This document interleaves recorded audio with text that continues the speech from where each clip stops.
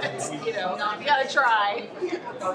So you can like a kids club, It's like a St. Louis chapter. Yeah,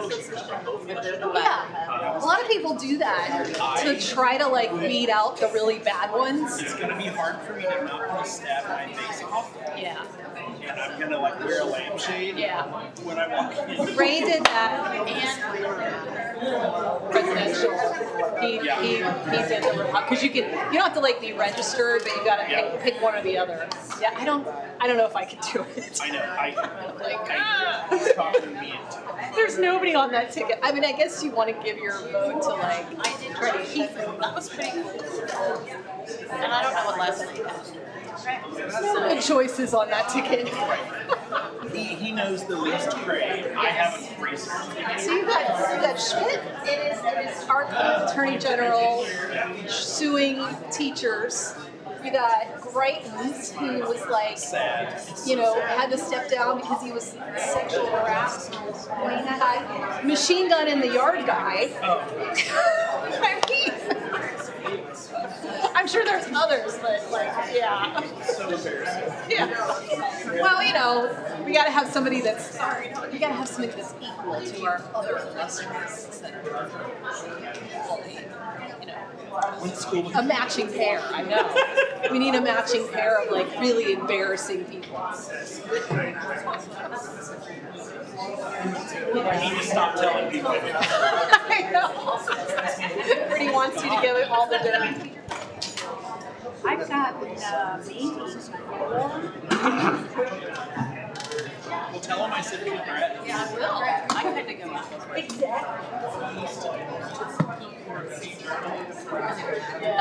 Yeah, no kidding. Hello.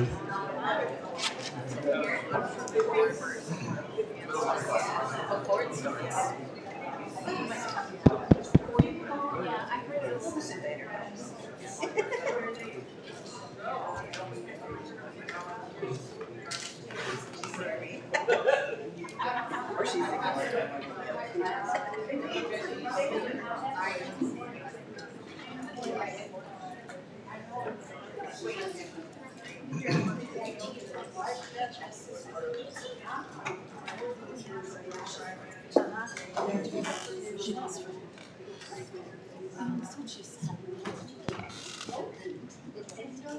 Okay. Welcome, everyone. Before we get this meeting started, I would like to formally welcome the district's new Chief Financial Officer, Dr. Kim Hawk, and also recognize Dr. Rumpus and Ms. Joels in their new roles as Interim Superintendent and Chief Communications Officer. We on the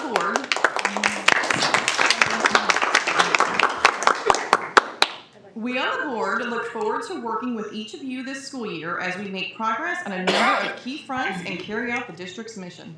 Welcome. We will now call this meeting to order with the Pledge of Allegiance.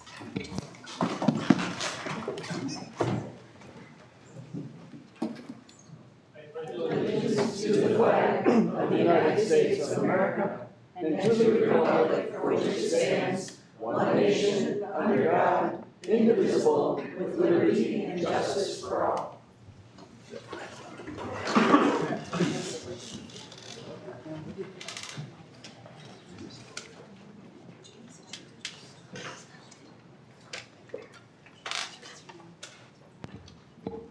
All right, board, I would like now to request a moment of silence in memory of Roxanne Monty, a longtime nurse at Francis Hall High, who we recently lost.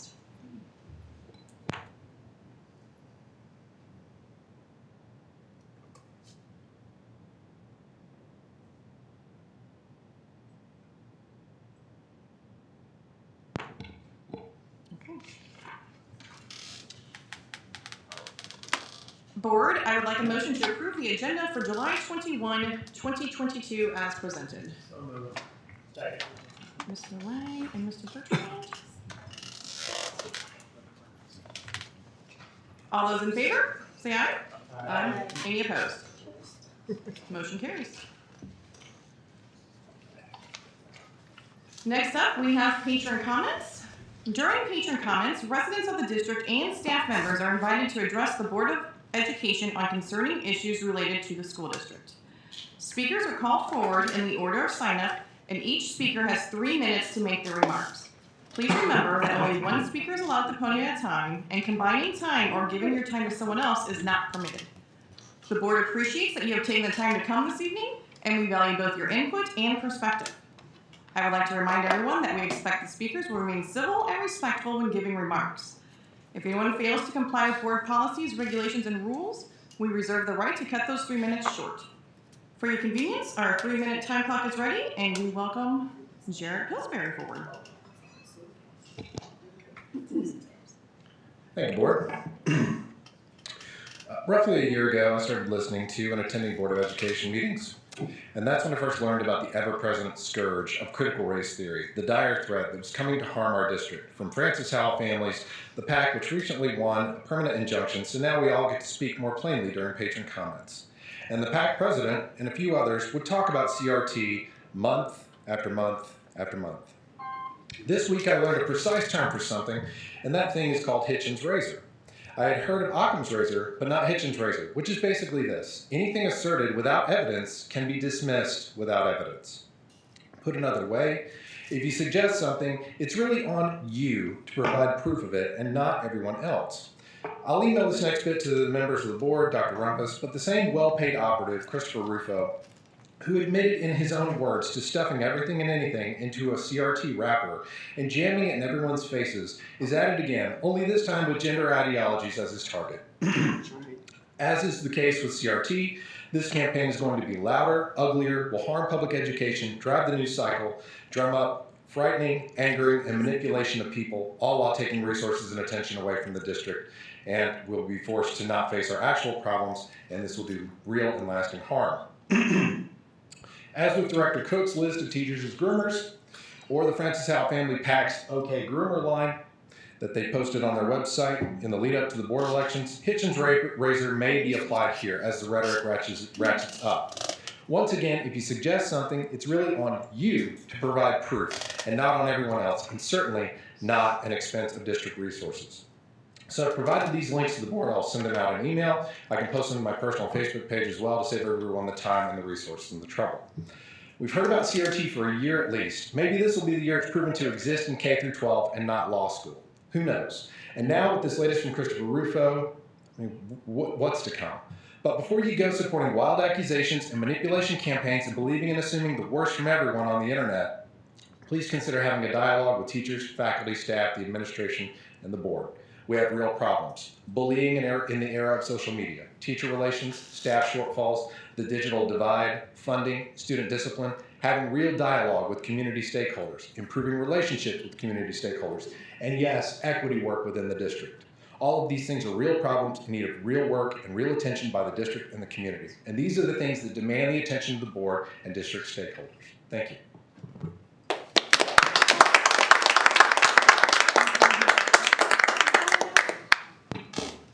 Next up, we have Ken Gontars. How opportune to speak right after that. Good evening. Across the nation, we see what's happening in virtually every state in this country. Parents and community groups are organizing to take back and gain control of their public schools. The majority of these communities are tired of having the tail wagging the dog and having their voices and votes discarded.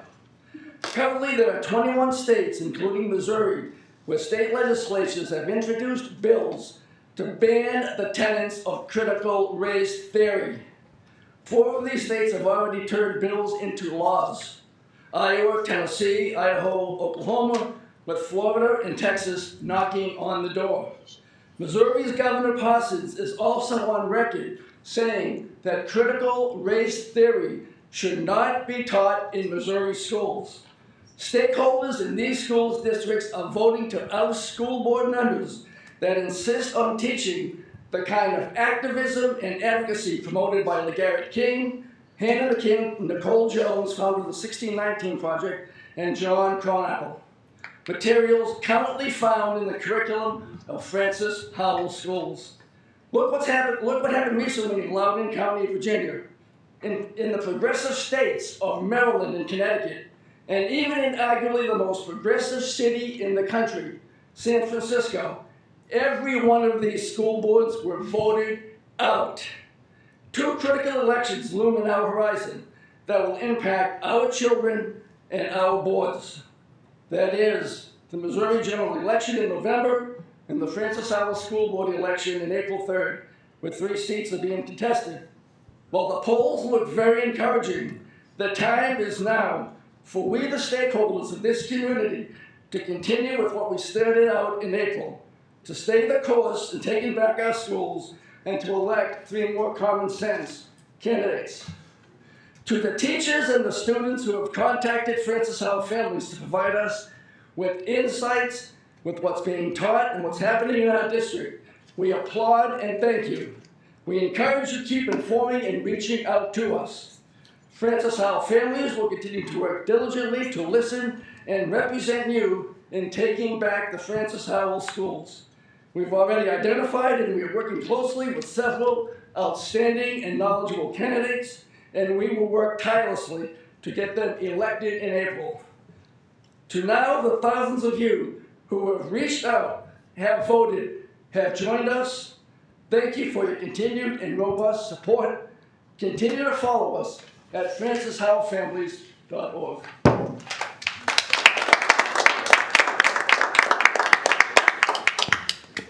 Next up, we have Carrie Zilkowski. Sorry. All right. Good evening. Thank you, school board members, for taking the time to serve our community, make decisions for our schools, and help shape the next generation who are change makers. The Gen Z and Gen Alpha students in FHSD schools now will soon be adults and will be making important decisions and policies to make our country and the world a better place. I am here tonight to speak on behalf of many parents and students in Francis Howell School District who are tired of all of the noise out there, of all of the fear-mongering, of all of the pearl clutching. My children will be entering high school in FHSD in less than a month, and my children deserve a curriculum that goes beyond rote memorization. My children should learn to think critically for themselves. They should be challenged with diverse perspectives and should learn from others with different life experiences. The curriculum should not be watered down propaganda. It must include honest history and representation and inform about the hardships that others have faced and how systemic racism, homophobia, and transphobia continue to impact the world. I expect the curriculum to value all groups of people and, at the very least, attempt to represent their voices and experiences. My children should be taught to be allies and to stand up for those who don't have representation and access. My children should learn to organize and advocate for what they are passionate about and should be prepared to work in a global economy. How do we do this? To begin, FHSD must hire a director of diversity, equity, and inclusion to help increase representation within the school district.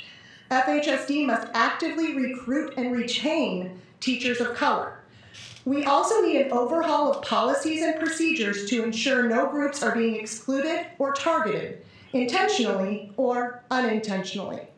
Everyone needs to have a seat at the table as these changes are implemented. The curriculum must add and/or retain high-quality books, videos, and other school resources that show a wide representation of cultures, races, genders, sexual orientations, and more. These resources must reflect experts from their respective fields. All students must have access to a meaningful curriculum. This curriculum must reflect the world of today and not a sheltered and white-centered past. We need a curriculum that values forming relationships and challenges students to impact their world in meaningful ways. Trust teachers, trust curriculum leaders, trust our schools. Thank you for your time.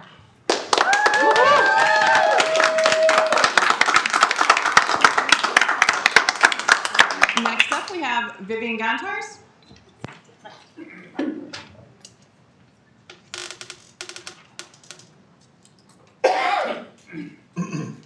Thank you, Board.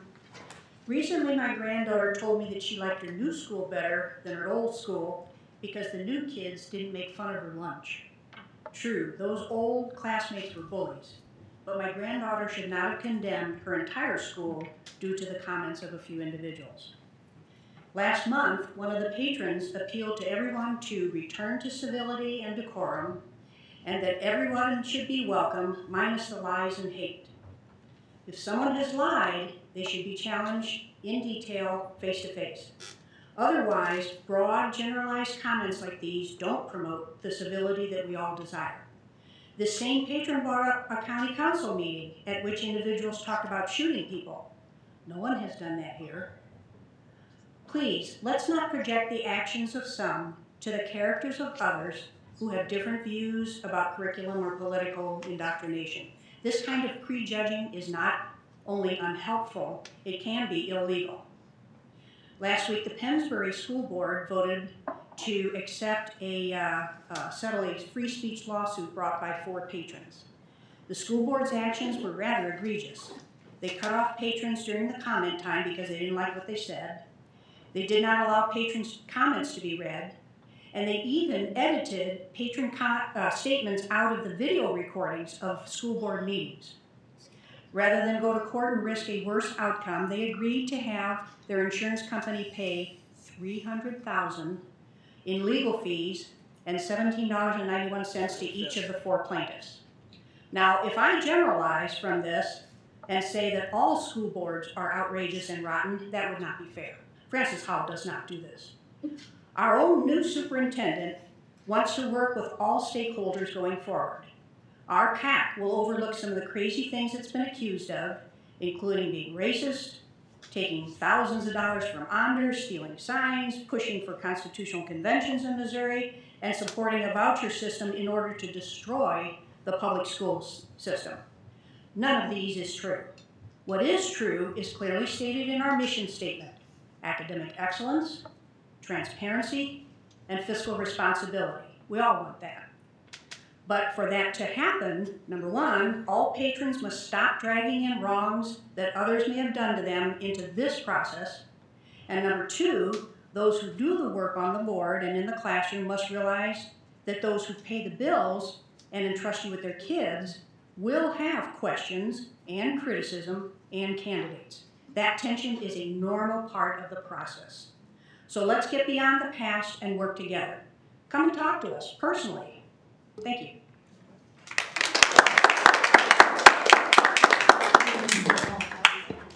Next up, we have Chris Hyman.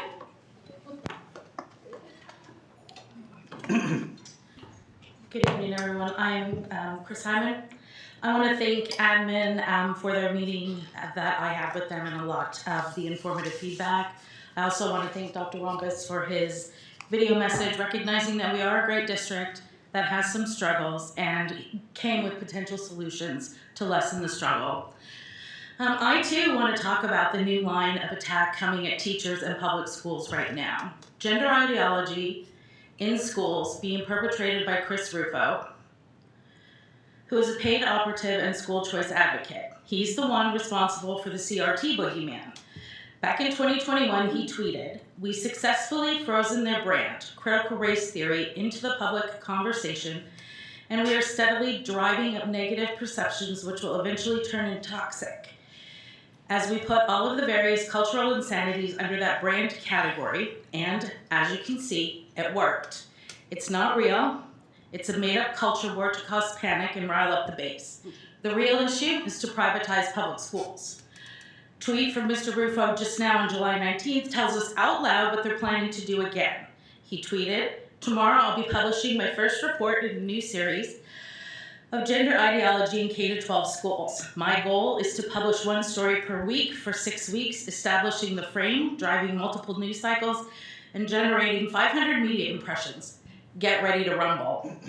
They are coming directly for teachers. They will label our teachers as woke or groomers, when really they are just doing their job and aren't afraid to use pronouns or recognize LGBTQ students as equal. This attack is just as fake, made up, and not real as CRT was. Gender ideology is their new boogeyman. It is a well-funded agenda, and it will rile up the base, if we let it. Then charters and vouchers will swoop in to save the children. Teachers, this has nothing to do with curriculum and everything to do with taking money from public schools. The whole goal is to funnel money from public schools straight into private hands. Tell everyone about the new boogeyman. They are calling it gender ideology. Get in front of it now so teachers can do their job. Tell everyone so parents aren't afraid to send their LGBTQ kids to school. If we allow the boogeyman to appear real, kids will get hurt, more teachers will leave, and their goal will be achieved. Cut it off now. I'm not asking you to take my words as gospel. All you have to do is Google Christopher Rufo, your local St. Charles politicians, and their sponsored legislation. Connect some dots on your own, see for yourself. Stop it now so we can take Dr. Rumpus' suggestions and focus on the real struggles in our district. Thank you.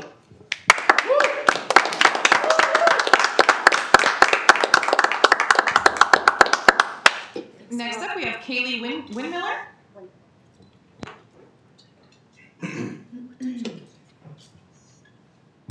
Good evening, members of the board. My name is Kaylee Windmiller.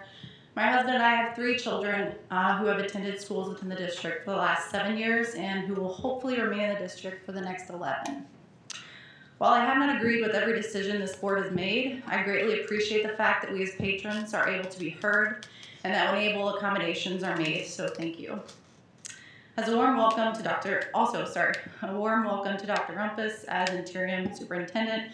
We are lucky to have you. As the new school year approaches, tonight I just want to share my utmost respect and appreciation for the Francis Howell School District, the teachers, staff, admin, and everyone in between. That's you guys too. Thanks to the pandemic, for many people, these last 2 years have been extremely trying times. My family has personally experienced several medical emergencies that shook us to our core and at one point forced us to see a brief glimpse of our mortality. Had it not been for support from close family and friends, some amazing therapists, and the incredible teachers staff of Francis Howell, my family would not be the same today. A special shout out to Kristen Almeyer-Olfe, educational support counselor at Sager Middle. I don't want to consider where my family would be today without someone doing the work that Ms. Olfe is doing. It's no secret that the U.S. is currently facing an extreme teacher shortage. At a time when certain politicians and individuals are making teachers and the public school system out to be something they're not, myself and my family will stand with the teachers and educational staff of Francis Howell and across Missouri. There are not enough words to describe my respect and appreciation for you all. You deserve so much better, and please know that the majority of people appreciate and support the work you are doing every day. I want to close with a reminder of this district's commitment to anti-racism, diversity, equity, and inclusion. There are roughly 20% of students in this district that are BIPOC, which is not white for anyone unsure. I look forward to seeing the ways in which Francis Howell will bridge the gaps for those outside of the status quo. All children deserve to feel seen, heard, and included while at school. If not anywhere else in the world right now, may our children of all backgrounds and identities be able to see a place for themselves at school. And a closing quote for us all by the late and great Maya Angelou. Courage is the most important of all virtues, because without courage, you cannot practice any other virtue consistently. You can practice any virtue erratically, but nothing consistently without courage. May we all have the courage to see the humanity in others and do what's fair and just for all, not simply the majority. Thank you.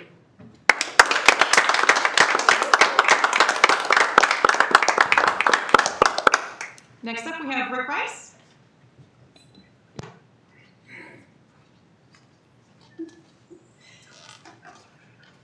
Good evening, board. 2022 is on target to have a 9.1% inflation rate. Inflation is eating away at the Prop S purchasing power. For example, the inflationary increase in prices means that what $244 million will purchase in July of 2022 will only allow us to purchase $221 million in July of 2023. At this rate of inflation, the Francis Howell District's Prop S funds are losing hundreds of thousands of dollars of purchasing power every month. Prop S included a list of work that is considered a priority for the district. To get as much of this priority list completed, we will need to rank in order of importance a list of capital expenditures that we can afford and then start to design and bidding process. The slower this process takes, the less amount of work we will be able to accomplish. Unfortunately, it looks like as if 2022/2023 Francis Howell school year will once again have students holding class in a janitor's storage closet. The children of Francis Howell deserve better. Thank you.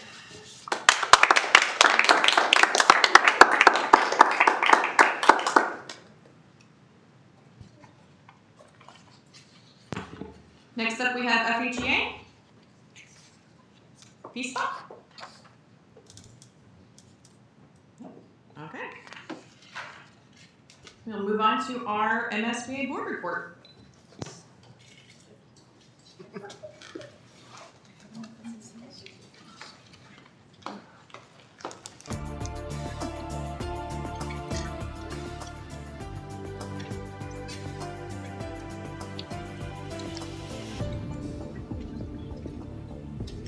Hello everyone and welcome to the MSBA Board Report for the month of July. We thank you for the opportunity to share some news and information during a few minutes of your board meeting. We begin with a look at the issue of school safety. Creating and maintaining a safe and secure learning environment for our students, teachers, and staff is always a top priority for school board members and administrators, but now has become an even greater focus in the aftermath of the horrific shooting in Uvalde, Texas.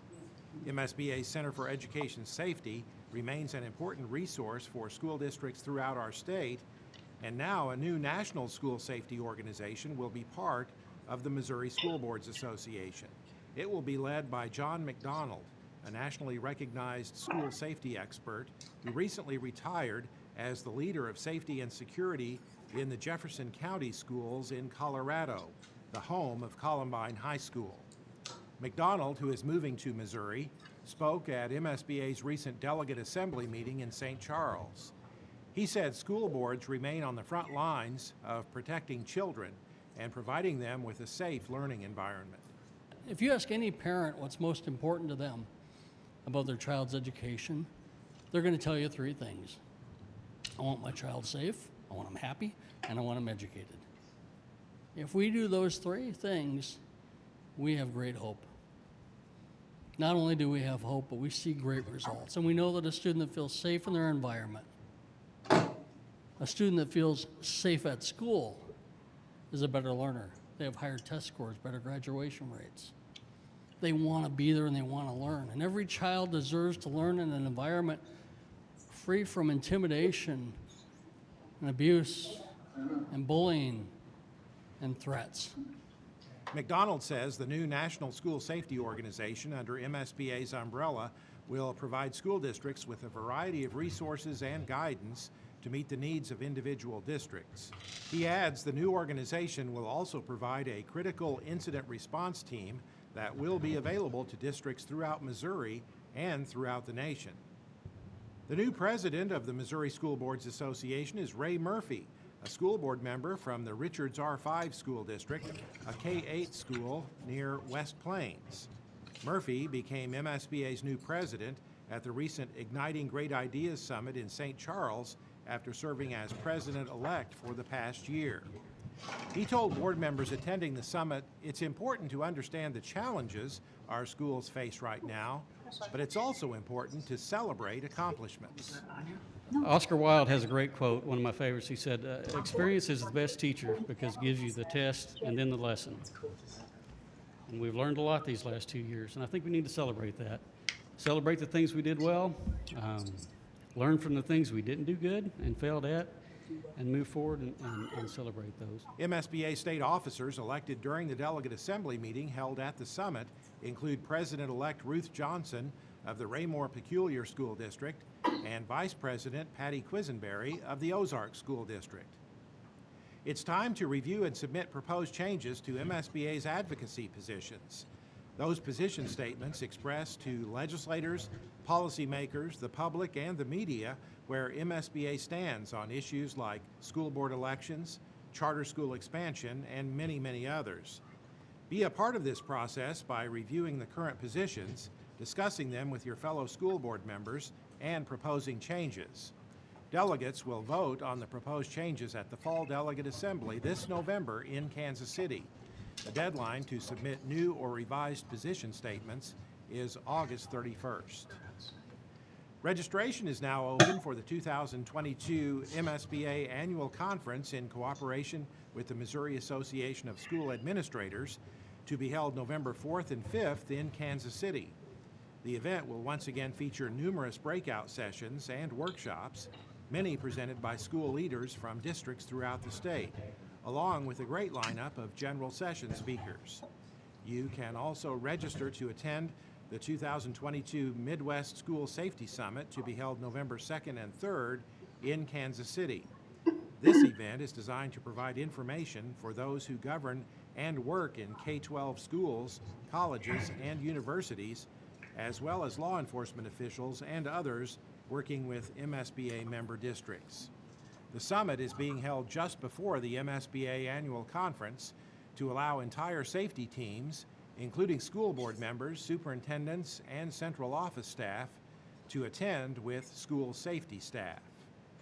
The Midwest School Safety Summit is presented as a partnership between MSBA Center for Education Safety and the Safe and Sound Schools organization. That's it for this month's edition of the MSBA Board Report.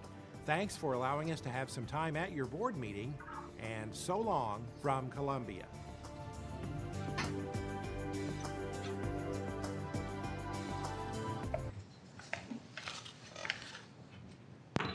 Okay, next up we will have our Prop S update, Mr. Jeremy Beller.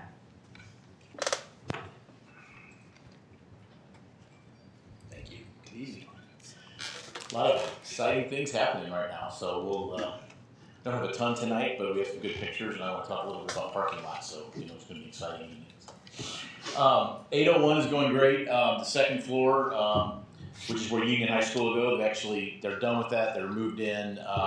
Today I saw a teacher with a little kid walking through the hall, so it's exciting. It's kind of neat. It really turned out good. I have some pictures. If you haven't had a chance to go over there, I would strongly encourage you to. The second floor is it's beautiful. I mean, the colors are great. It's such an improvement for Union. It's really exciting. I know I see Rob all the time, and he's ecstatic about what's happening. So that's the good news. The third floor, painting and flooring are completed, so they're actually doing a little more painting still as of today and tomorrow. But painting is basically being completed on the third floor. I think right now the administration is scheduled to move the week of August 1st, so that's exciting. And then, so if you kind of envision, there's 3 floors to 801. Second is Union, that's done. The third floor is in essence done. That's where they'll move. Part of the first floor is for HR and finance and technology. And then there's a little middle section, which could potentially become the boardroom. It's got some breakout rooms and stuff like that. That area is still quarantined off. There's still construction going on in there. There's some large folding partitions that run through there to kind of divide the rooms up. We had to get the steel actually up in the ceiling. We were waiting on that. It finally came in. So those areas, there'll still be a little bit of the construction work. They're probably about 6 to 8 weeks away from having those wrapped up. But they'll be, we'll put up some temporary barricades. It'll be absolutely fine. There's no one moving into those areas, but we still have about 8 weeks to finish that work. But everything else, for all intents and purposes, at 801 should be wrapped up by the end of this month. So it's a big project, and big thanks to John Klein. I know he's done a lot on the moving side, and I know the Union move went as smooth as can be, and I'm sure the administration move will be the same. So here's some pictures. You can see over here on the left, our custodians do such a good job of waxing floors. It's unbelievable. You can see how shiny it is already. Here's all the stuff getting moved in. This is a classroom at Union High School that's been completed, and the desks and stuff have been moved into. Here's one of our hallways. We always put protective stuff down once we wax them to make sure we don't track wax and upset the custodians. But these are the hallways. You can see completely done. Over here, we're looking at the third floor. So these walls have been primed, paint's been put on them, cubicles getting all put back together, ceilings completed, and lighting. So like I said, if you get a chance to go over there, it's kind of a neat place right now, and it's exciting, and it's getting very close to being wrapped up. So, talk a little bit about Frank DeSalle North. So, Frank DeSalle North there's been a lot of change just in the past 6 to 8 weeks. We'll come back and talk about the student parking lot, but that's been the main focus of this summer. The storm shelter roof, the storm shelter is built. It actually gets a concrete roof put on it, which is scheduled to be poured this week or next. So I'll show you some pictures. It's a big block, it looks like, sticking out. That will be where the auditorium goes, if I've reminded the board. So it's a storm shelter. Those are required by code nowadays, but you won't know it's a storm shelter once it's all done. It'll look like an auditorium, but it'll be a safe place for the kids to take refuge if the storm moves in. A lot of CMU block works happening, sheathing. There's a lot of things going on like that. We have tons of masons out there, tons of block being delivered. That is just ongoing. It will be ongoing for years. The mechanical, electrical, plumbing, and fire protection continues out through the lower level. So in the lower level, you'll see in the pictures, the ductwork's going in. We have door frames up. We have hallways built. That's coming right along. So again, the building is being built from the point farthest away from Henderson towards Henderson. That's how the building will be completed. Structural steel erection continues. You can still see the cranes up setting steel. And then we will see some red brick probably going up within the next 2 to 3 weeks. So we're putting up block right now, which is just the gray stuff that doesn't look good, but all the red brick that goes in front of it will probably actually be starting here soon. So that'll be exciting, start seeing what the building's actually going to look like. So here's an overhead shot. We do have some drone video, but I want to talk a little bit about this. So this is the new student parking lot. This is the permanent parking lot that will be for the new building. So as you can all remember, this used to kind of come in here. You drove here. There was a couple of lots through here. We had to come in, regrade this, demo all the parking lot out, bring dirt up here, all curbs. You don't see a lot of the curbs because they weren't in this picture yet, but curbs have to be put in everywhere, light poles have to be in, and then we have to pave it. That's about 4 to 5 months worth of work that we told Wilson had to be done in 10 weeks. So, and I will say they will make it. So it has been a big celebration, and we've all been miserable and hot, but it's been wonderful for construction work. So that is a big factor. But this is 2-3 weeks old. If you drove out there now, you would actually see all these curbs in, light poles, the rock is completed. They're actually going to start paving tomorrow. So within about 2 weeks, all the paving will be done, the striping, and that lot will be done. We had to build that lot during the summer. There was no other choice. So it's where the kids park before on the old school, and we had to get it built and have them ready for them when they come back to school. So we are going to make it. That is one of the biggest challenges we had on this entire project. So hats off to Wilson and all the coordination they did to get that done. So here's actually pictures of it getting done, so you can see how much it progressed just between these two pictures. We have, curbs in, light standards, everything like that, and then all the paving will start, as I said, starting tomorrow. Here's our storm shelter. So this is big panels of concrete. This is what I'm talking about. This will be the future auditorium. It gets a concrete deck on it, and then eventually brick goes around it. But that's the site of refuge that the kids would go to, like I said, if inclement weather were to come in. This is actually inside the storm shelter. It's a little creepy. But you won't see any of this once it's done, but this will actually right under here is the stage. So there's a riser of concrete that comes back. This is where the seating will be. We talked about double T slabs a lot in these meetings. These are double Ts. They look like Ts up here, if you can see these double T slabs. So these are the 100-foot long Ts that had to come in and be delivered onto the site. We only broke one, shut down the highway for a couple hours, but had nothing to do with us. It was SM Wilson's problem. So, but everything else came in safely and no one got hurt, so it was good. Again, here's a picture looking back. These are the classroom areas. You can see just how much farther the project is down here versus up here. A lot of steel erection still going on up here. Down here we're more finished block, putting up sheeting, stuff like that. Again, here you can see the CMU block, as we call it, going in. The red brick will go over that. All the windows are starting now to take shape over here. So these classroom areas, we call these the classroom wings, are really moving forward. Interior pictures, again, we start to see some windows, some blocks, start seeing some ductwork installed. It's exciting. This is the future gym. So this is kind of looking from the football field out at the new gym area. This is a big canopy that sits here with this arched piece of steel. It's kind of a decorative feature on the front of the building. This is actually the new large gym, and then the small gym sits over here. Drone time, Janie.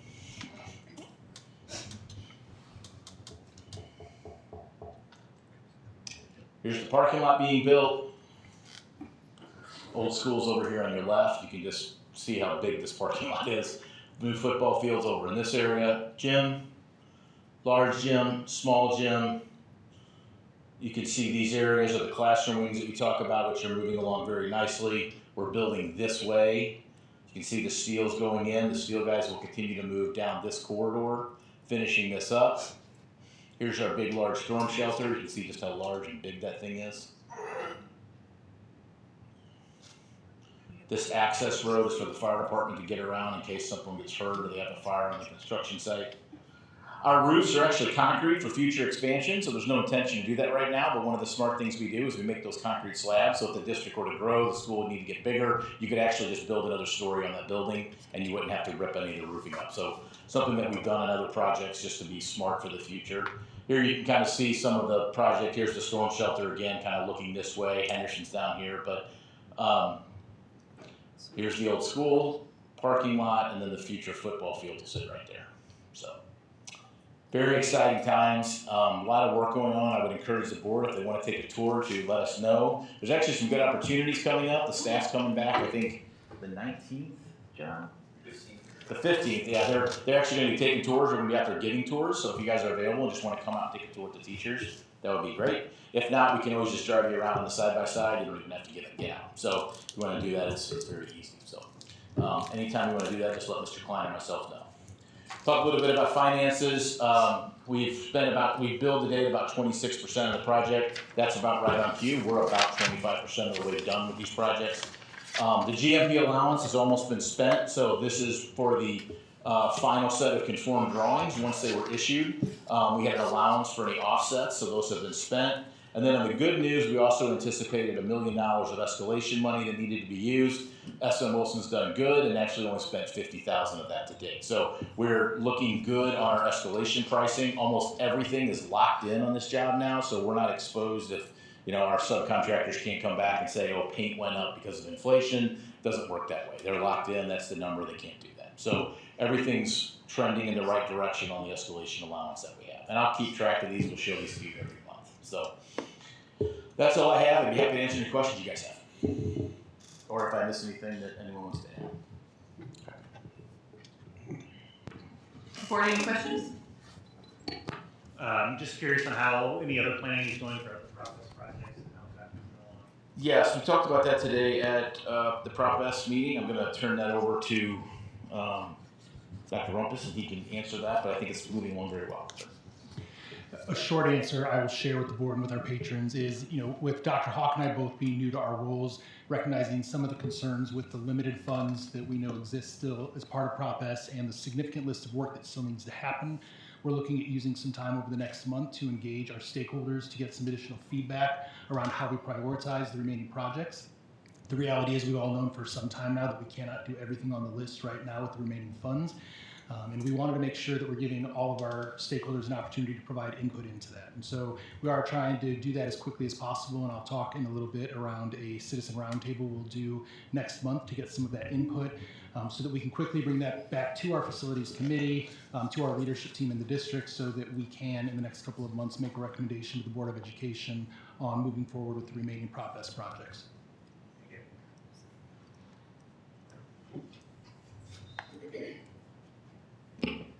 I've had the opportunity to go to Francis Howell North with Doug Ziegermeyer, and I also got to go into the 801 building, and I'm really pleased with the progress that I see. What made me really happy is there was concerns voiced about teacher, principal, staff input. As I went through the 801 building on my tour, I kept hearing this was a teacher request, this is a student need, this is for our students. It's huge what Union is getting on that floor, and I felt a lot of teacher input was valued, staff input, in making a school that would be conducive to those children and what they need and help them learn. So thank you for that. Anything else, Board? I do have one. I appreciate the parking lot update. Yes. There's a lot of rumors out there about the parking situation. Yeah. Is there a comparable to maybe what the parking was prior to construction to now? Is it Yeah, I said this today in Prop S, and I don't know exact numbers, so I don't want to give those. But if what I would say is if before last year they had what we call 100%, we're probably going down a little bit, maybe to 90, 95% of the amount of spaces. but when the whole project's done, it's gonna be 120%. So there's a little bit of dip right now, but we're not talking hundreds of spaces, we're talking 10s and 20s and 30s. I don't know the exact counts. Mr. Klein and I have a meeting tomorrow with the school to kind of go over those final. Be happy to bring those to the board, but it is not, I know people probably saw the parking lot gone and like, oh my gosh, where are we gonna park? It's a substantial amount of spaces will be available. But it's buses, staff, and all the students, so there's a lot of people at that point to be on the lot. But yes. Perfect, thank you. Yeah. Anything else, board? All right, Thank you.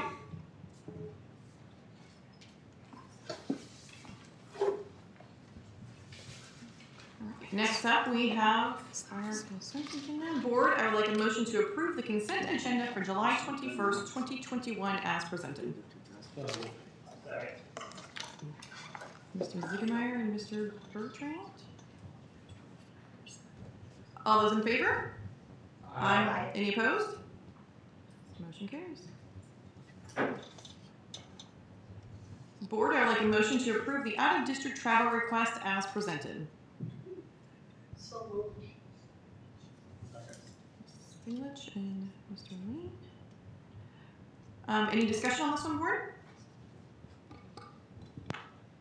Yeah, I just had a couple comments. I definitely applaud going for the district to go and continue their learning, and just a really nice job from Dr. Altman for kind of specifying that we're looking for developing, sustaining, and evaluating our professional learning community and making that better.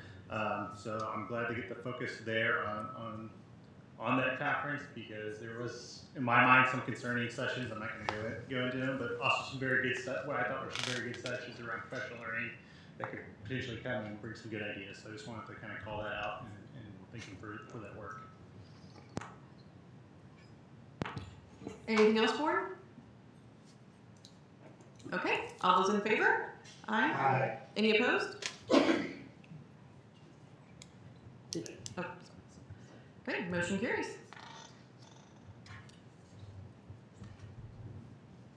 Board, I would like a motion to approve the out-of-district travel request as presented. So moved. Second. Mr. Lang. Mr. Bertrand. Discussion, board? Again, I want to take the time to thank Mrs. Railman for going to a conference, expanding her learning, but also bringing information about our district and other things to other districts, and trying to expand that Korean community overall. Just kind of want to give her kind of kudos for that and show some appreciation. Okay, anything else, board? Okay, all those in favor? Aye. Aye. Any opposed? Motion carries. Board, I would like a motion to approve the June 22 preliminary financial report as presented. So moved. Second. Ms. Stinglich and Mr. Ziegemeyer. Dr. Hawk, do you have anything to add to that? I would just say that the expertise and knowledge within the finance department is something that we should be very proud of as a district. We have a very hardworking group of very knowledgeable staff members, and they've done a great job of getting me up to speed in these last few weeks. I'm very excited about the format and system that we're using, presenting information to you with the front line, with the easy charts and graphs to read. I think it really does a nice job of summarizing all of the information into a format that makes it easy for the general public to digest. School finance is a complicated system, and anything that you can do to make it easier to muck through and make sense of, I think helps the general public better understand where we're at. And I'm looking forward to bringing lots of information in the future. I can answer any questions that you might have, and I have Cindy right over there in case I don't know the answer. Board, any questions or comments?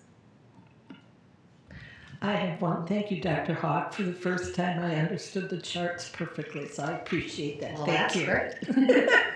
Thank you very much. We have lots of schemes and dreams of what we want to do to make this packet better for you all, so be ready for coming attractions. We can't wait. All right, board. All those in favor? Aye. Aye. Any opposed? Motion carries. Board, I would like a motion to approve the purchases over $7,500 as presented. So moved. Second. Mr. Bertrand, Mr. Ziegemeier. Any discussion, board? All right, all those in favor? Aye. Any opposed? Motion carries. Board, I would like a motion to approve the purchase over $7,500, number 1, Megan Hargrave, as presented. Second. Mr. Lane and Mr. Lang. Discussion? Yeah, I guess I guess maybe a comment on it, maybe some discussion. I am a little concerned that we did this out. Again, I think it's great that we're going out and trying to get better, but bidding it out to, or giving the contract to an outside provider without a bid to the $30,000 amount seems like something we probably should have maybe bid it out. And I'm not sure. I would guess it didn't seem like a very high-level scope of work per se, but that there were maybe some local providers as well that might be beneficial to bring in, so we aren't always having to go to other places in the country to get assistance. So I don't know if there's some commentary that you provide on that, how that process works, or anything like that. Do you want me to? I would just say that the process of trying to find a good professional development provider is a very complicated situation. Finding someone who can, bidding out a sidewalk project when there are lots of qualified concrete folks in the area, you know their reputation, you know what they can produce. That's a more cut and dry side of the house. The professional development side is less cut and dry. There are times with PD when you're trying to move a large organization forward. It takes a lot of time sometimes for a professional development trainer to earn the trust and respect of the teachers. They don't give that easily to just anyone that walks in off the street. That has to be earned. And if you find an individual that is helping the district move in the right direction, and I don't know anything about Megan, so I can't speak to that specifically, but I can just speak generically to trying to find a quality professional development program, trying to make sure that it's going to meet your needs, making sure that the person that you're working with really understands the district goals and objectives and the nuances of working in your school district. Each district is very different. Sometimes that is worth the extra money because you might bid it out, bring someone in, spend all that money on subs and working with the teachers. The teachers are upset at it, like, who is this person? They don't even know what they're talking about. And then start over again. So you just lost all the money you just invested. So the PD world is probably one of the trickiest areas of the whole public school budget, because trying to educate educators, we're a hard crowd. We don't take lightly to low quality education. We have pretty high expectations. So that's probably, anyone else that wants to speak could add to that. I can just talk in general terms. I would just add that from a policy perspective, it's not a requirement to go out for bid for a professional service, which is how we would look at it. There is an expectation, though, that there's due diligence by whoever is bringing the person in, that in this case, because we have had professional development from this person prior, there's an existing relationship and understanding of the skill and what they're bringing. But we would expect anybody in the district who's bringing somebody into this situation to at least, even on their own, although not a formal bid process, look at costs, look at how that compares to others. If we were starting a new program or implementation, there would be more time spent on exploring the options. In this case, it was based on the existing relationship and the work that this presenter had already done with the district. And I would always say my personal expectation is to push back. If they say they're going to give it to you for 30, then we're going to try to get it for 20 and see if we can meet somewhere in the middle. Because I think it's just like anything else that you do. There's a lot of give and take on those prices, and I'm sure that already took place. Thank you. I really appreciate the insight. I'd like to say a lot of times we look for someone that's an expert in the field, and we become train the trainers.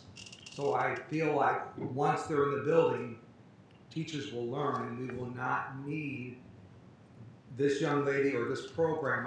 I don't know exactly which it is, again in the future. Maybe for less time or not at all, or just for a resource. So many times we don't know totally what this is about. It's going to help our Title I schools, and then we train the trainers, or teachers will become the experts in the field, and that person or that organization will be more of a resource in the background in the future. Thank you, Patrick, for saying that. I should have added that into, because that is a point very well taken. Those big dollar PD items are not what you hope to see on every ticket, or especially not with the same people year after year after year. Any other questions, board? Okay. All those in favor? Aye. Any opposed? Motion carries. Board, I'd like a motion to approve the purchase over 7,500 Voyager Sporus as presented. Mr. Cook and Mr. Bertrand. Discussion. Yeah, I was hoping the administration could provide a little commentary on this program and how it came about, the success, those kinds of things.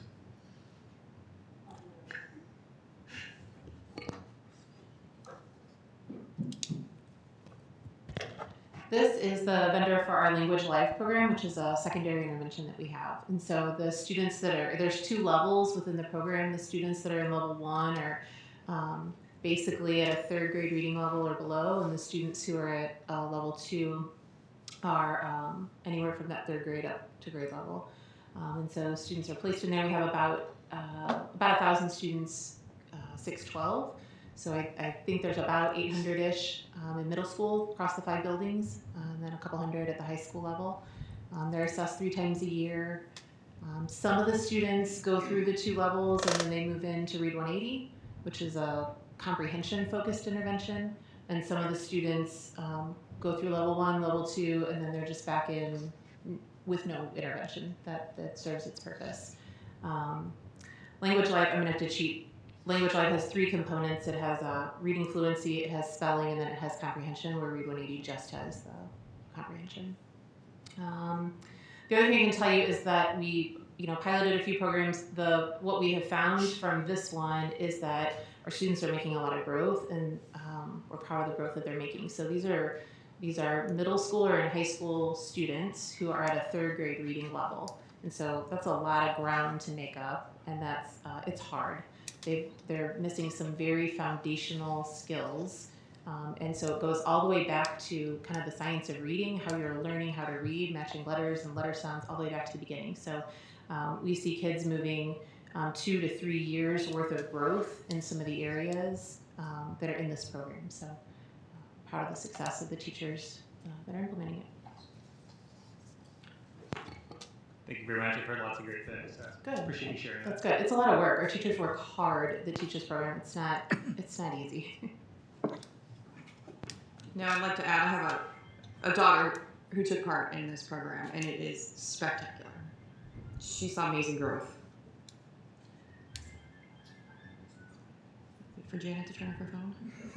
You want to keep talking, Janet? It's a blended program. Kids are on the computer or they're working with the teacher.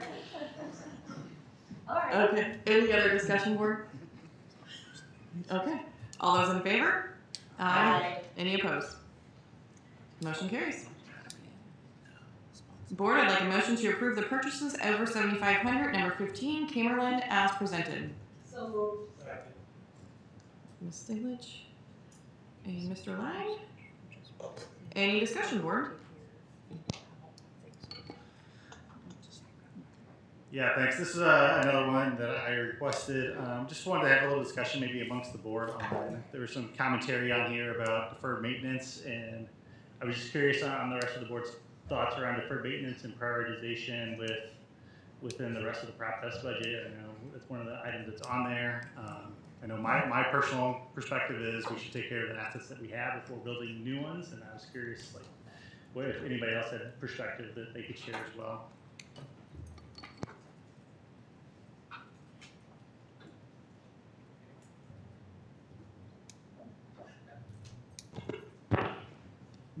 In talking with the roundtable perspectives, I believe that's going to be part of the discussions, right? So kind of having that pool of money, knowing what we have and with projects, and then deciding how we're going to spend the money, I think is probably an appropriate way to reach out and engage with the community to figure out the plan, what the plan is. I know that there is already an existing plan in reaching into capital, or do we use Prop S expenditures? So I think it's always good to review whatever processes that we're having. I think that's what, I guess, is kind of the purpose of what's going on, which I applaud. So I look forward to engaging in those conversations, developing kind of a revamped model. And I would say just in the area of the HVAC alone, as I go through just this month's expenditures and start tallying up how much money we've spent on compressors and HVAC units, I'm thinking, oh my. If we have so much aged equipment, I know that's kind of happening at my own house. I've patched it and patched it. It's at 20 years. I keep trying to do the cheap way of fixing it, and I'm going to just have to break down and get a new unit even though I don't want to. And I think that may be kind of where we're at on a lot of our HVAC equipment. And no one gets excited about HVAC equipment until it doesn't work. And then they're really excited about it. Any other thoughts or discussion, board? I'll just say I agree with Adam. I mean, I think the maintenance items, I haven't seen you guys' prioritization yet. You may not have it because you haven't met with all the stakeholders, but I expect that will be one of the things at the top of the list, if not at the top. So I'm sure you probably already know that or have that same thought. So I agree, Adam. I don't know if anyone here doesn't agree. Yeah, I think I agree as well, and I think more will come to light once the facilities committee does their weighted index on the needs, and usually have people from the different departments of the maintenance staff so they can give more insight on what's beyond its useful life and issues like that, so that they can prioritize and then also get other input outside of that to try to come down to a narrow what's important and what affects kids more than, you know, a parking lot at a bus garage or something.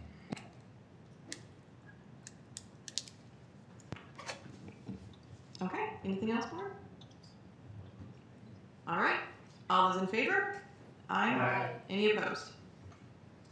Motion carries.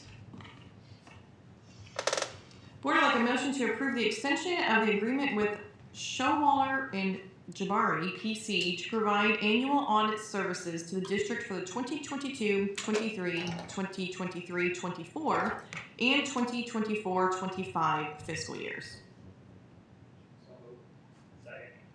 Mr. Lane and Mr. Bertrand.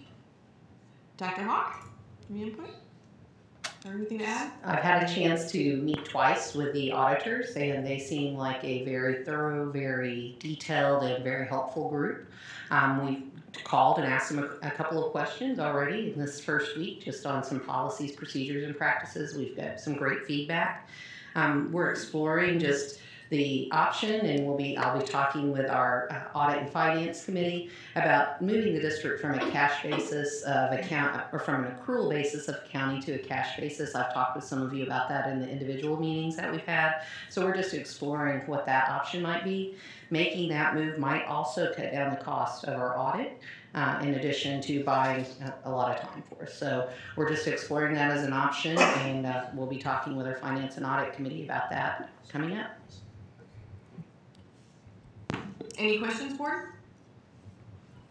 Okay. All those in favor? Aye. Aye. Any opposed? Motion carries. Board, I'd like a motion to approve the ESSER funding staffing as presented. So moved. Bertrand and Mrs. Stillage. Ms. Simpkins? Thank you. Board, as you know, 20% of our ESSER funds needs to be earmarked for learning loss, and to comply with those requirements, administration is recommending adding these two positions really to respond to students' social, emotional, and academic needs, and to address the disproportionate impact COVID-19 had on our underrepresented student groups.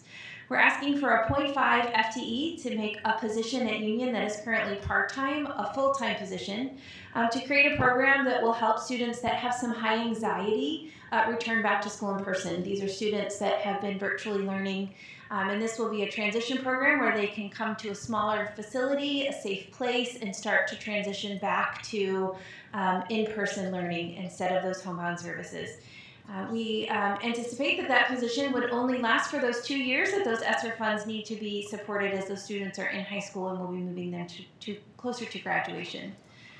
The other position is a full-time position for a bilingual liaison, which will support students and families across the district for this 2-year period that these ESSER funds are available. We've seen a significant increase in families and students who speak other languages. To the tune of, in the 2010-11 school year, we had 284 students that required additional support and services, and in 21-22, a little over 900 students that required those services.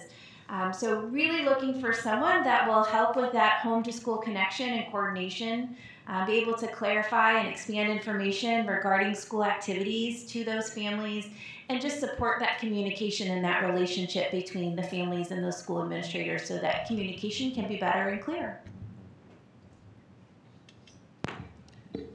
Board, any questions or comments? Okay. All those in favor? Aye. Aye. Any opposed? Motion carries. All right, next up, we will have a presentation by Dr. Ross here on our community engagement survey.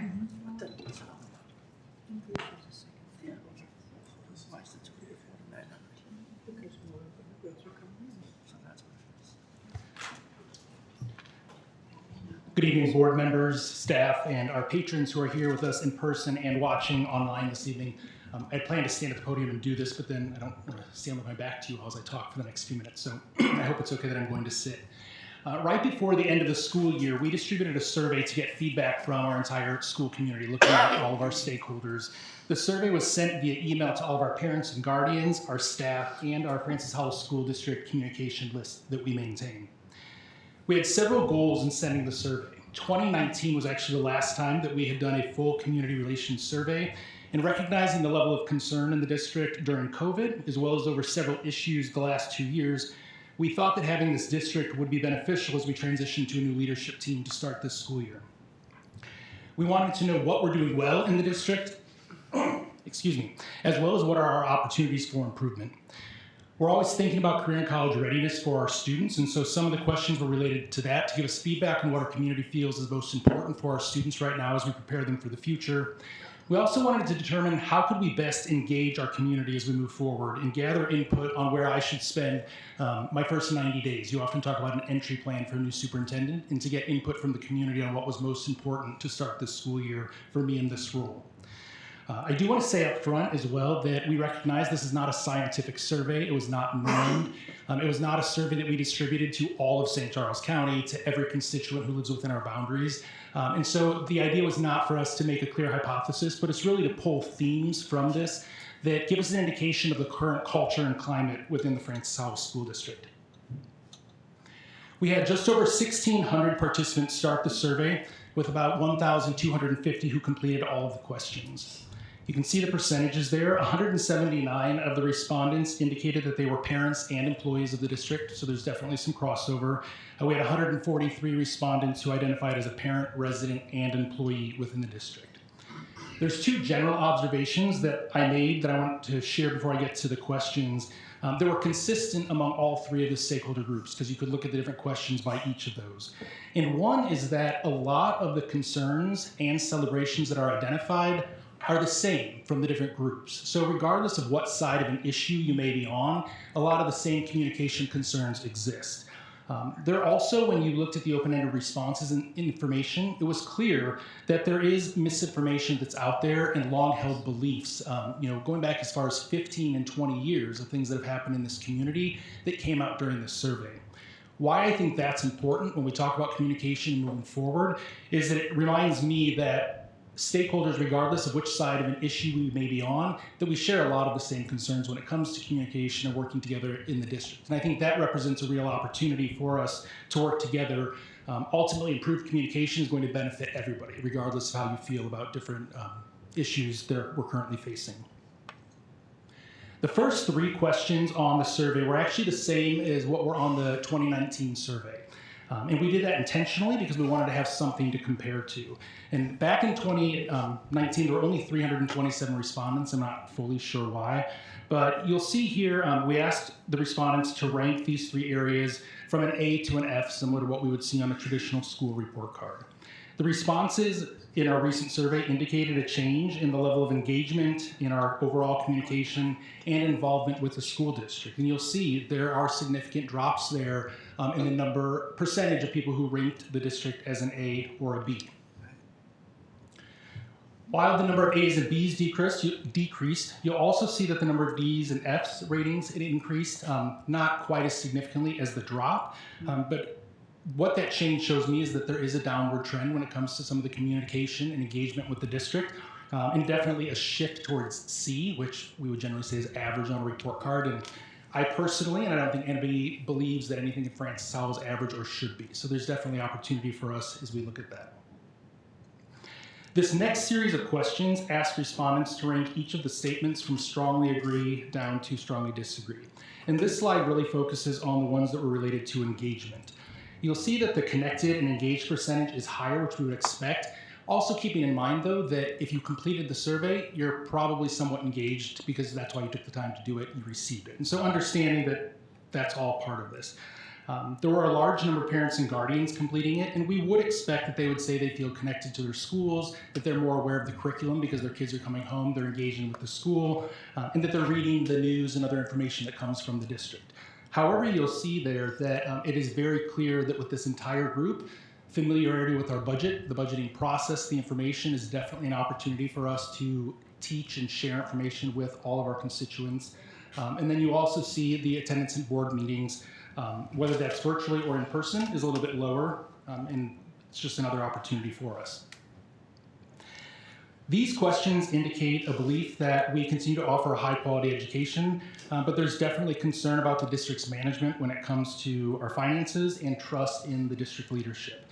We did not differentiate or distinguish what leadership meant. Some of that came up in some of the open-ended questions, but it just spoke to leadership in general on the survey. The low number there, though, around the district prepares students for the future, 69% only strongly agree or disagree, is a little bit lower than what I would have expected. But when we broke that down, our parents were in staff rate that higher, and it was community members who were not currently parents or an employee that ranked that lower. And again, I think that's an opportunity to share what is the work that we're doing preparing our students for post-secondary opportunities and getting that message out there. We then had another question that was also about trust, and we asked when they think about trust in Francis Howell School District and its leadership to rank it on a 1 to 10 scale. Here you'll see that there were 48% that ranked it as high trust, and we looked at that as a 7 to 10, and then low trust was 29%, 1 to 4. So when you look at that, just over half of our respondents ranked us in that middle to low area. Again, trust is definitely an opportunity for us to improve with the community as we move forward. We asked a series of open-ended questions next. The first one was, what 3 words would you use to describe Francis Howell School District to a friend? You'll see a lot of things we would expect, the high-quality teachers, staff. There are a lot of good and great things in the district. You see words like safe, friendly, responsive, excellent, focused.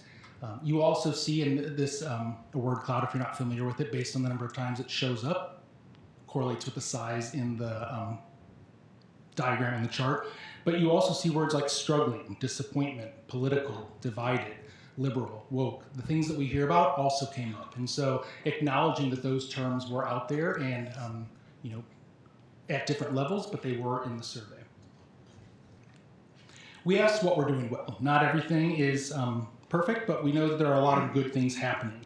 And these were the 3 areas that came up most often.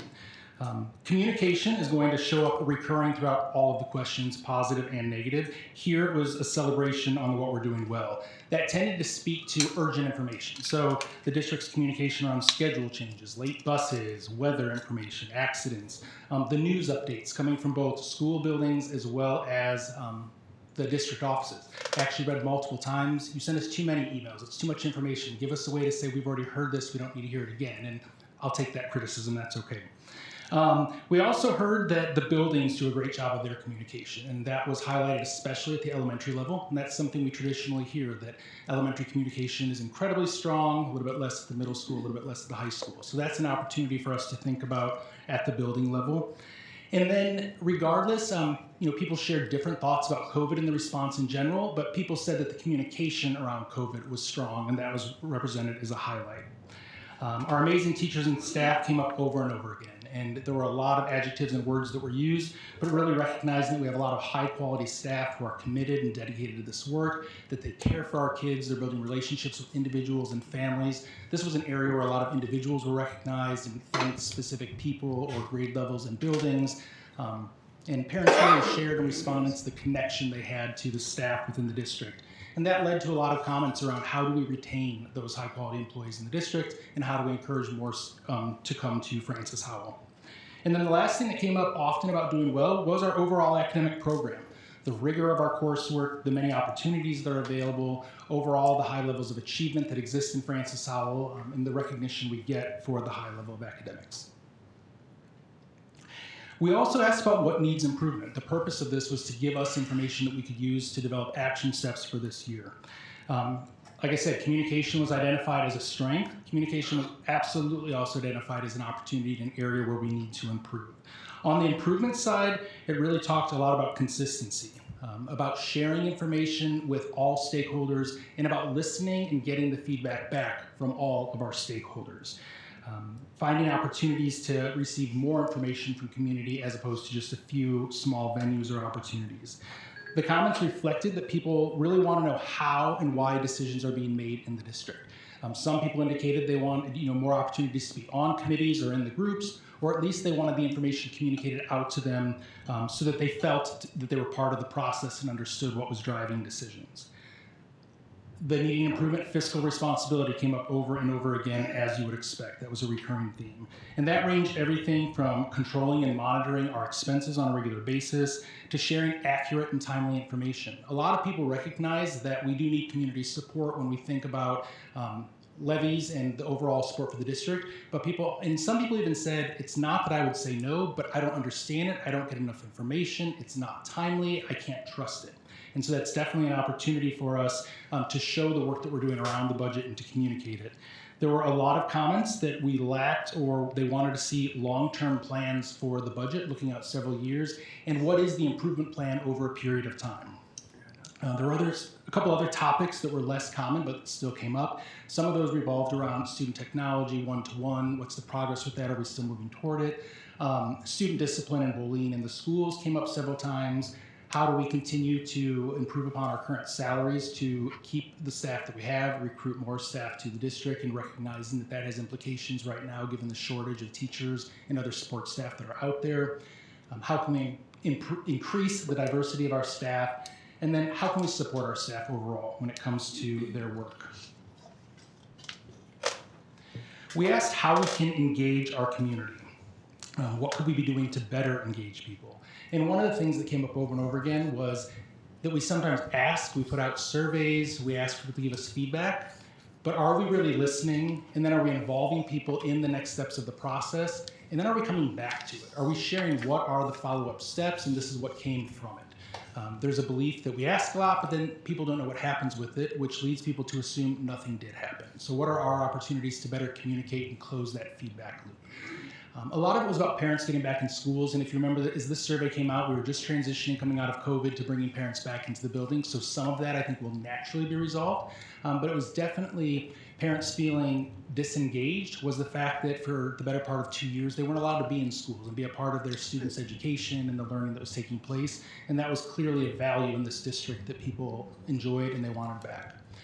They want forums for learning. So not only the Family Learning Series, which we are getting restarted, but when it came to the budget and other topics, how can we share that information better with the community? How can we share what we are doing with curriculum? What are some of our different instructional practices or pedagogy that we're using that people don't know about? People were asking for that information and how they could receive it.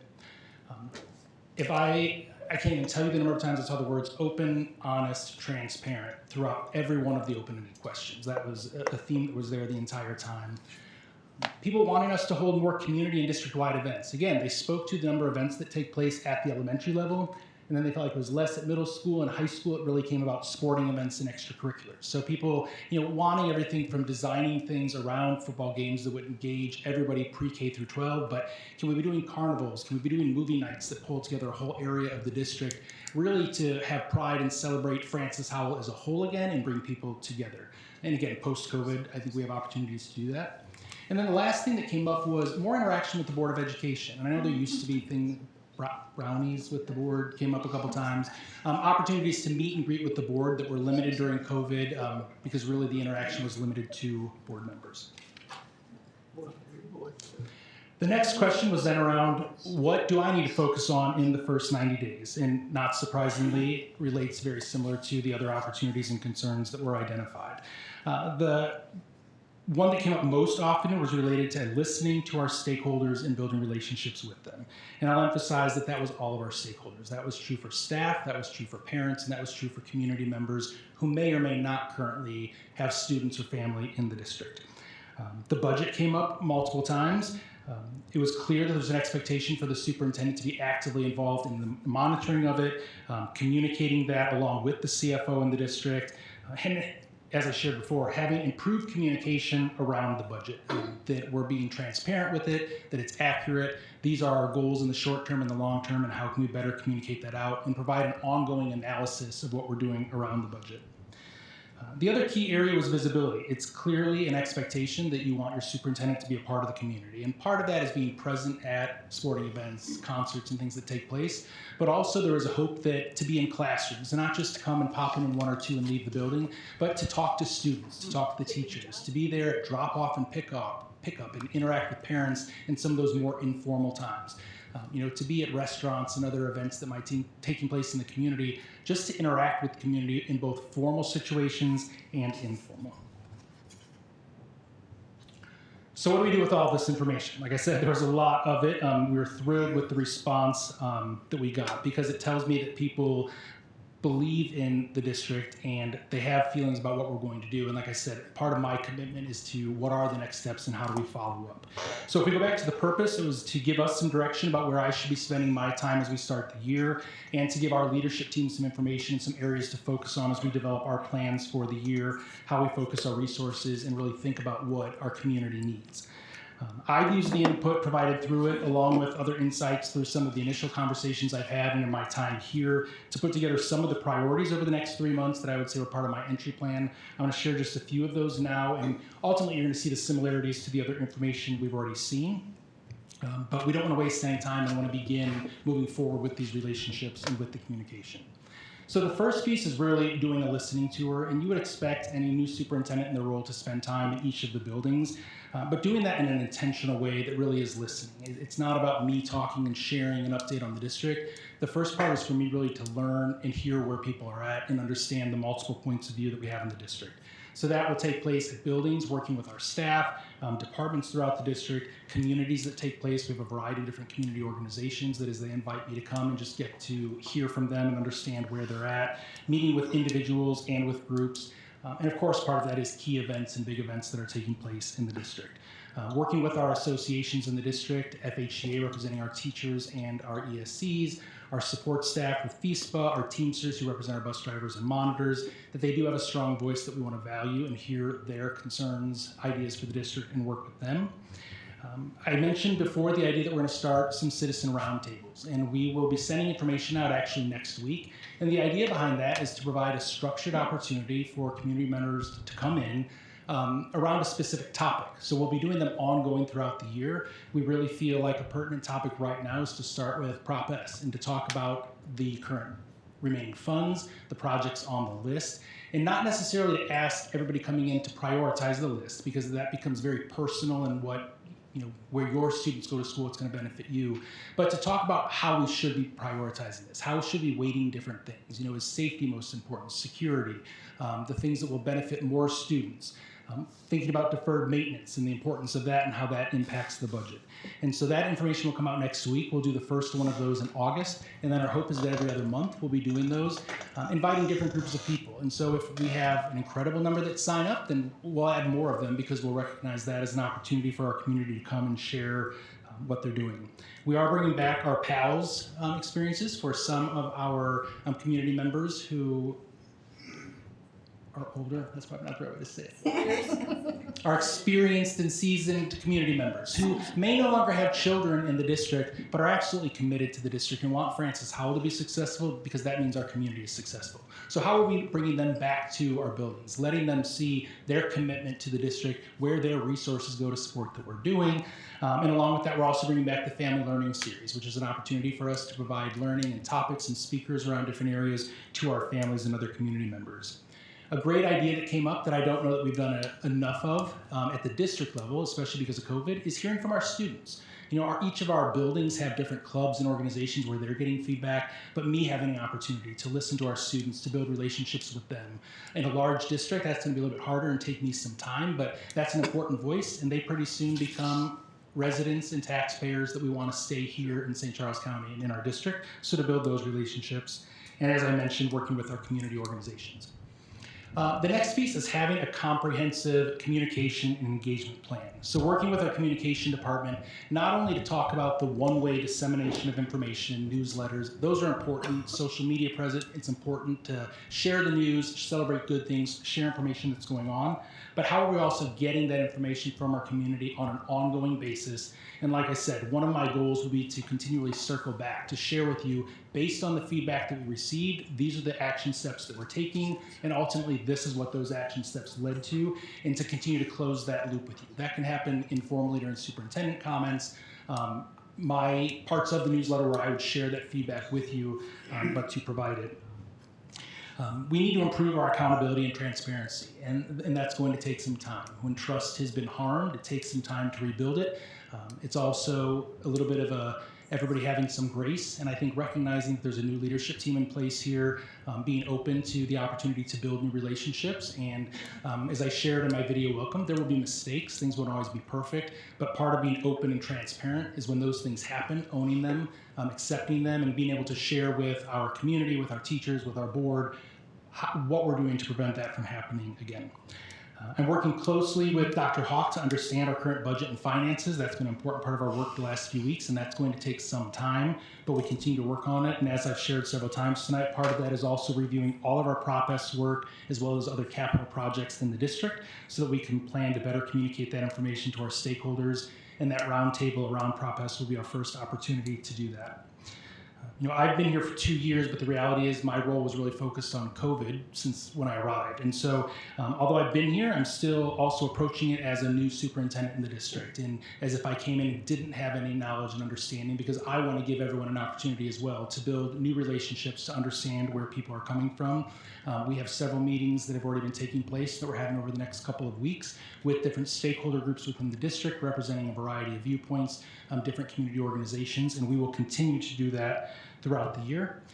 And then the last thing that we put up here is revisiting the strategic plan. We, as a district, had made significant progress in implementing a new strategic plan several years ago. Partially because of COVID and partially because of budgetary concerns, that work pretty much halted and was stalled in a lot of ways. Part of the first 90 days will not be fully getting it up and going, but working with the 5 different goal areas and the leaders of those areas to begin to assess what work has been completed, what work is still in progress, and what work can we do so that we do have a plan on what the strategic plan will look like moving forward for Francis Howell. So now, board members, I'd be happy to answer any questions if you have them. That's just an overview of the survey feedback that I wanted to share with you and talk a little bit about our next steps. I just want to say thank you. I mean, I love that this survey went out. We had the engagement that we did, and everything that just came out of your mouth sounds amazing. I do have a couple questions. Do we know how many individuals that took the survey are community members and not parents and staff?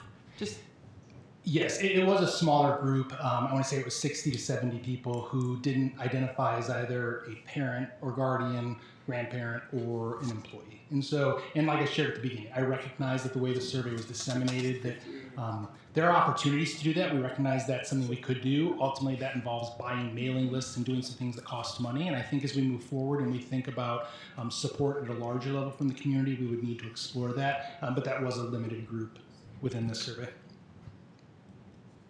That was my next follow-up question. How do we, I mean, that's a low amount. So is it strictly just getting mailing lists, buying that? How are we going to engage those individuals as well?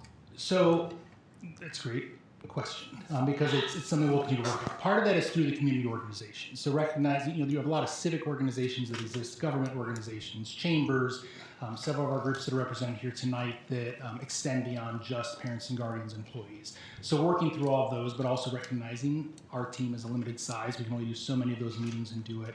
If we're talking about surveys, it is purchasing some mailing lists. And so thinking about, is that a cost we want to incur? Because if we do believe it's important to share the information with the wider community about the great things that are happening, things that we're trying to put in place, because also when we talk about long-term commitment financially of the district, people do need to understand what's taking place. And one of the things that came up throughout was that there were even people who say that they are an employee that live in the district, but they don't receive certain communication, and they're surprised that they don't receive it. And so that's definitely an opportunity for us to explore and do better with.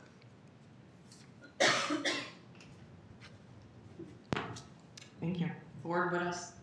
I'd just like to take the time to thank you for putting out the survey, but then also coming back and good, the bad, the ugly, presenting it out. I mean, already showing transparency with the rest of the district and telling them, hey, this is what we're finding, this is what we're seeing. It's not the end all be all, but it's a starting point for us. So I appreciate that.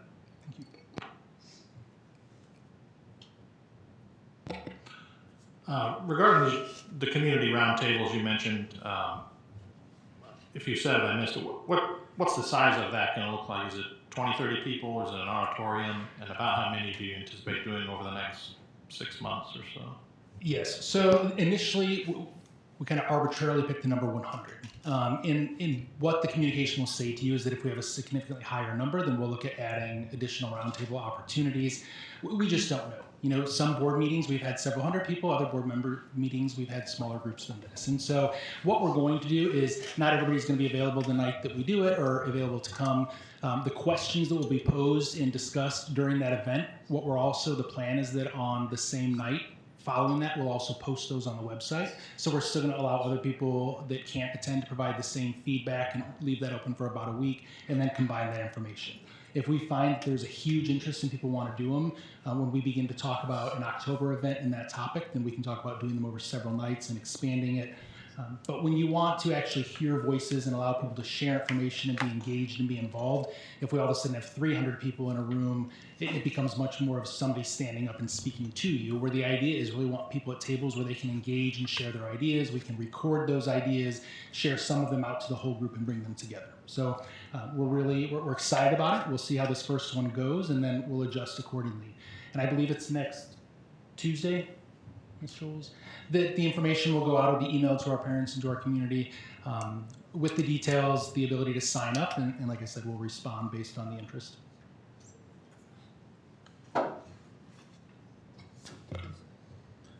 Just want to take a moment to thank you and welcome you as the new superintendent, and happy that July 1st came along to welcome you into the new role, and then also Dr. Hawk as well. So I'm happy to see that. Did have a couple questions. You mentioned in there with prioritization, whether it's maintenance or new building or safety.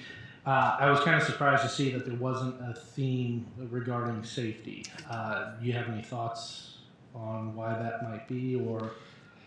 There are a couple of things. So it showed up. It just wasn't one of the highest priorities. If the wordle that you saw, our buildings being safe actually came up as something that was recognized as a strength of the district. The timing is also that this survey went out, I think, a week or two before the tragedy in Texas. And so I think if that survey come out 2 weeks later, I would have anticipated and expected a significant increase in the number of comments and thoughts around safety and security. I just don't know that it was at the top of people's minds when they completed the survey. So regardless of where it landed in the survey, we recognize that that's a priority. As the board asked the questions last month during the workshop part of the board meeting, and there will be follow-up working with our safety committee and looking at the audit again, the task force, and providing some input there, or follow-up input. And then the other thing that kind of struck me with the report here is the drastic difference between 2018 survey and 2022 survey, and having such a significant difference, especially surrounding involving citizens' decisions and being responsive to them. Can you speak to any reasons on why you think that might be, and how we can maybe do better? I know you kind of have that incorporated in your action plan, but any additional thoughts on that? Yes, and I don't fully know the low number of people who completed it. I don't know when it was sent out in 2019, the purpose, how it was disseminated, that information. I think when we think about the change in it, there's a couple of things. One, COVID absolutely impacted the work. Like I shared, it impacted parents' ability to be in the buildings and be connected to what's happening in our schools. There was so much division around masking, about mandates and other things that were put in place, the continual changing of guidance at a national level, a local level, and then we were canceling so many in-person events. We were saying parents that they couldn't come to different things. Students didn't have those events. So that absolutely prevented our ability to engage with our citizens in the same way. So that would be part of it. Absolutely cannot blame all of the changes on COVID. I recognize that. Another thing that, the 2 years leading up to COVID, as I shared, the district was actively working around the strategic planning process. So we were engaging a lot of stakeholders in the listening and learning sessions there to set goals for the district. There were a large number of committees, the large goal level committees that broke down into action committees. So we had a lot of stakeholders who were regularly meeting to talk about the work in the district, to have input about how to move the work forward. And when COVID hit, that all stopped. So hundreds of people, I would say, who were involved in those committees and the planning over several years were no longer engaged. And then the last piece, I've acknowledged multiple times, and I'll continue to do it, is that we have work to do. There have been multiple divisive issues this last several years, and I'm sure that contributed as well. So because people have concerns and some frustration and ideas, because I definitely see that as opportunities for the district. I think they were more likely this time to share their thoughts and their feelings and give us that feedback. And so again, we will, the plan would be that this is baseline data for us, that we do this survey again next May, June as we end the school year, and hopefully the things that we put in place, there will always be concerns, there will always be opportunities for us, but that will also demonstrate that the work that we do as a team this year at the leadership level with the board and with our stakeholders, that some of those areas will show improvement by the end of the year. Awesome. And then I kind of want to echo what Adam said, is just the displaying of the good, bad, and the ugly, and then developing kind of a 90-day action plan and what the next steps are. So all that's wonderful. My next question is there going to be any kind of follow-up with that?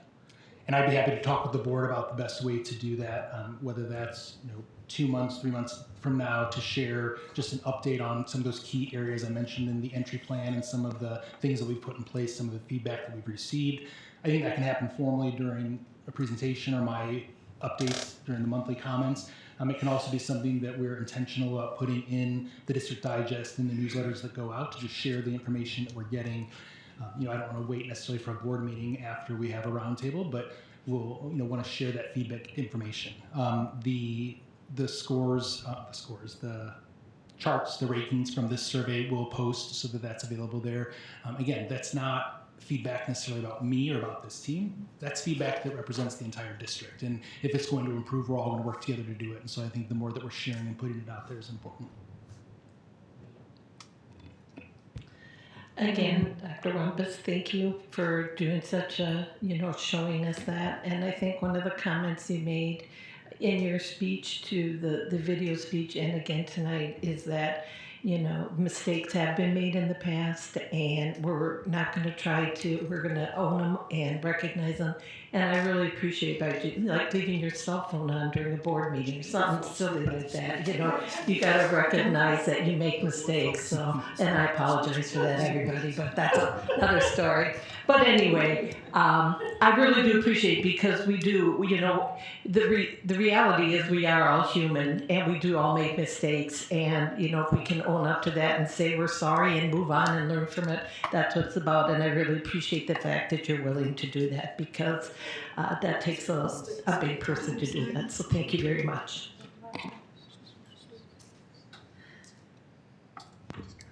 Anyone else have any questions or comments? Thank you. Next up, we have superintendent comments. And I have more of them. So thank you for the amount of time this evening. I won't promise it won't happen, but try to not always. So thank you. There are several celebrations I wanted to start with and recognitions to share with you tonight.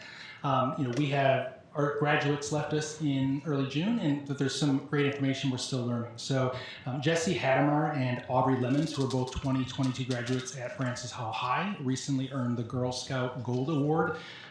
They're change makers. They demonstrated extraordinary leadership through measurable and sustainable community service projects. Jesse created a monarch butterfly garden in Klondike Park to help preserve the endangered species.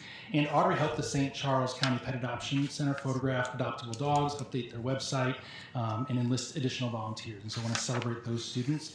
Also want to recognize we had 7 of our graduates who we have learned since the end of the year earned National Merit Scholarships financed by colleges and universities. So those awards, yeah, it's wonderful.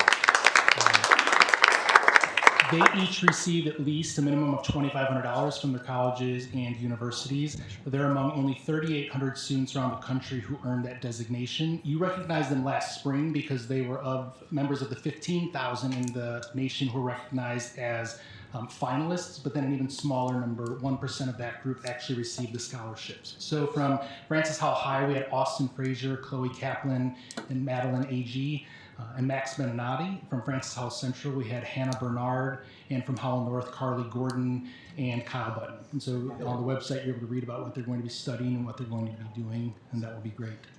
If you read the memo about Ms. Ryleman's upcoming travel, our Director of Finance, ASBO is the Association of School Business Officials. This is an international organization, and it's the professional organization of school finance professionals in the nation and in several other countries. And each year, 4 members are awarded the honor of the Distinguished Eagle Award from the organization.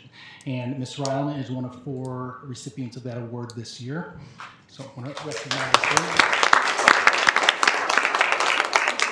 Part of that award, which is fantastic, is that she will receive or gets to bestow a $2,500 scholarship to a graduating senior of the Francis Howell School District on her behalf and on behalf of the organization. She also gets to attend the conference for free and then travel to their Eagle Institute, which is their leadership development institute that's coming up. She'll be presented the award at their conference here coming up in September. She's being recognized for her career work in school business, engagement in the field as a presenter and author, and coordination of programs that supported the district throughout the pandemic. So we're excited to recognize her for that. Board member Janet Stiglich, one of our directors, was selected as the Region 7 MSBA Executive Board Delegate Coordinator for our region. She'll serve in a planning capacity with that, and that's an honor that she's been recognized to do that on behalf of the Francis Howell School District. Congratulations, Janet. We're excited to share with the community that we're partnering with St. Charles County Police Department to support the training of local law enforcement officers here coming up starting tomorrow. As you know, the Francis Howell Union program has moved out of their building over to the new 801 building, which has left Francis Howell Union empty. And so St. Charles County will be using that to do real-world training for law enforcement as they practice active shooter response drills in a school setting. The first training session will happen tomorrow, and there'll be more than 30 additional sessions happening throughout the fall and into December, each time bringing in 25 to 30 officers. We all recognize the importance of that training and keeping our students and our staff safe within our buildings. It's an amazing opportunity for us to build upon the long-standing relationship we've had with St. Charles County Police Department, and we're happy to be able to partner with them in this. And we've also communicated with the Howell High community so that when they see 30, 40 police cars on the property, that it's not concerning, that this is for a positive thing. We're talking about the next school year, but wanted to share with you, we've had over 2,500 students and then our staff on campus this summer for summer school camps, enrichment activities, and more. Everybody looks forward to summer, but we have a lot of teachers, support staff, administrators, vacation staff, bus drivers, and others who have continued to work and make that possible. We want to thank them. Ms. Joels and our communication department just sent out the supply list. We are 3 weeks away from school, so the online registration process is open. We encourage parents to take advantage of doing that now so that their students are ready to be here on August 22nd. We're looking forward to welcoming our new teachers on August 8th for their week of professional development and learning and getting to be a part of Francis Howell. And then our returning teachers come back to the district on August 15th. It feels like our summer has gone quickly. So last, I just want to take a moment to thank the Board of Education for the trust that you placed in me and this opportunity to serve the district this year in this role. We have significant opportunity to do good work. I've grown to really care for this district in the short time I've been here, but believe in the capacity for us to work together to do good work, to move forward. We are one of the best districts in the state of Missouri by multiple measures, and we provide an amazing opportunity for a lot of students, and I have no doubt that we will work together to continue that. I appreciate the many patrons and staff who've reached out to me since the beginning of July, welcoming me and offering to work together, offering a fresh start, wanting to work together. Tonight was just a summary of the data that we've received, but this abundant amount of feedback really indicates that while there's a lot of celebration and a lot of great things happening that we should be proud of, that we do have a lot of significant work to do. I'm going to rephrase that as we move forward, that that's an opportunity for us to work together, to really see how we can re-engage our community. And when I say community, I do mean all of our community and all of our stakeholders. I say a lot that relationships are the core of our work, that we need to focus on improving the culture and climate of this district, and we do that with the adults who are in this room tonight as employees, as board members, as staff, as patrons, because that's what allows us to create the conditions for students to be successful and to create an environment where we all want to be here and be a part of the district. So it'll be my intention to continue to engage with as many of you as possible over the next several of months, both inside the organization and outside, for me to better understand our current reality, and to use that information from the survey, from these meetings, as I said, to provide us action steps as we move forward. So I'll be committed to being open about that process and sharing the feedback with you. And that concludes my comments for the evening. Thank you. Thank you, Dr. Rompus, and welcome again. Board, any requests, comments from up here? I want to give a shout out to David Brothers and the summer school staff. I have proof my granddaughter participated in the STEM and art camps for 2 weeks, and she had a wonderful time. And nobody loves Miss Funk at COSI more than I do, and her brother participated in the Kindergarten Success Program, and he is so excited to come to school. You worry about, okay, this will be good for, he's made friends, he knows the school, so thank you, David, and your team. I know it's not just you for developing a wonderful summer school experience for our students. I'll second that. I also had my child had the opportunity to attend summer school. I know at Fairmont there was, at least for the first week, the second he was out with COVID. I'm sure all the parents got those emails all for the past 2 weeks. But yeah, despite some bad Pokemon card trades, he had a good time summer school at Fairmont for the first week. So, and I'll just say the transportation, dropping him off went very smooth. That's you can't help but notice that sort of thing when you're on the board and you go through that. But I was impressed and it was very, very good experience for me and certainly for my child. So thanks to the teachers and all the people who made that happen. I just want to take a minute at the beginning of this meeting, we honored a school nurse that passed away at the beginning of the month, Roxanne. I had the pleasure of hiring Roxanne to work in our district and knew her as a very special friend. So she was the epitome of a school nurse and deserved our moment of silence tonight. And I just wanted people to know she really was a great person. A good friend.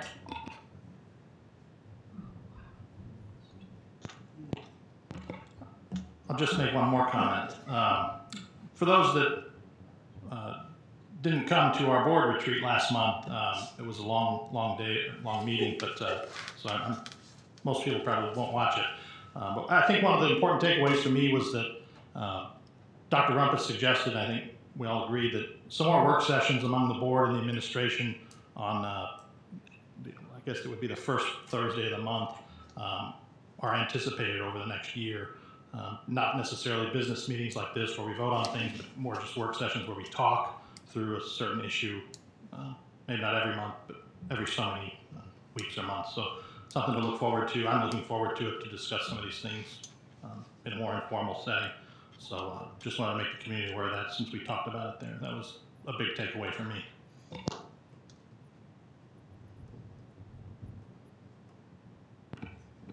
Okay, anything else? All right. Board, I would like a motion to adjourn the meeting. Adam? All right, all those, it was Adam and Randy? All those in favor? Any opposed? Motion carries. I would like to note, you know that guy? That goes back to Mom.